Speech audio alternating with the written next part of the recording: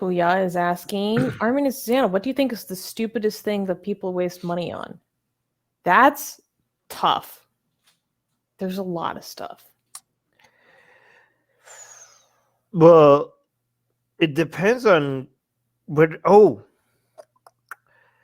whatever you haven't done the measurement. Okay, so so Puya, you could spend money on something that makes you happy, and another person could spend money on that exact same thing and be stupid. You know what I mean? Like, you could spend a lot of money on something, and that thing, I'm going to look at it, I'm going to be like, why did you spend money on this? How could this bring joy to anybody? But you have really done some self-reflection, and you know for sure that this is bringing you pleasure. Like, you have done some serious cost benefit analysis. Like, the level of joy that this is bringing to my life is much higher than the cost that I'm paying for it.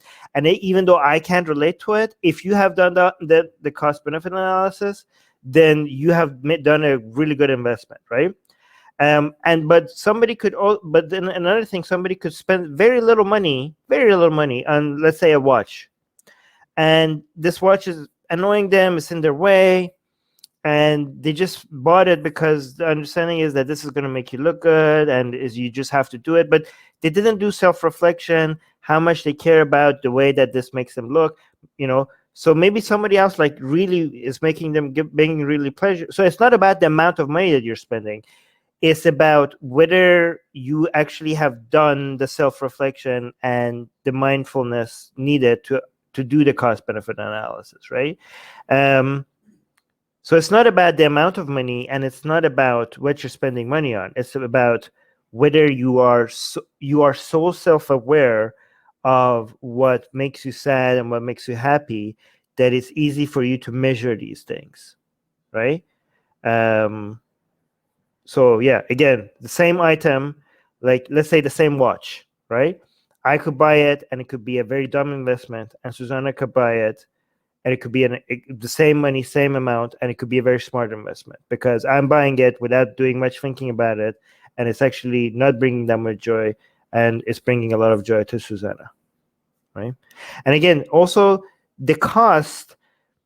So it's one is about the thing that you're buying, and also the another thing you have to measure is how much each dollar means to you, right? Because if you think about like $100 for for one person, that could be 3 hours of work for them, and it's 3 hours of work that they don't enjoy to make $100, right? So that $100 means something else to somebody that maybe makes $100 in 5 minutes, right? Or somebody that makes $100 in 3 hours, but they enjoy their work. So that's 3 hours that they are doing while they're enjoying their work, right? So the watch could mean something different to me than Susanna, but the dollar spent on it could also mean something different to me than Susanna. So again, these are the things that you have to calculate when you do a cost-benefit analysis and when you invest into something. All right, next. Yeah, in general, I think one thing, like things that depreciate very quickly that you're not doing like a proper analysis on. And also, this might just be like a personal thing. But like people who buy like the latest phone, like every single time there's an update when they don't need it, your old phone's working fine, but you're like investing all this money into constantly having like, kind of like the latest symbol.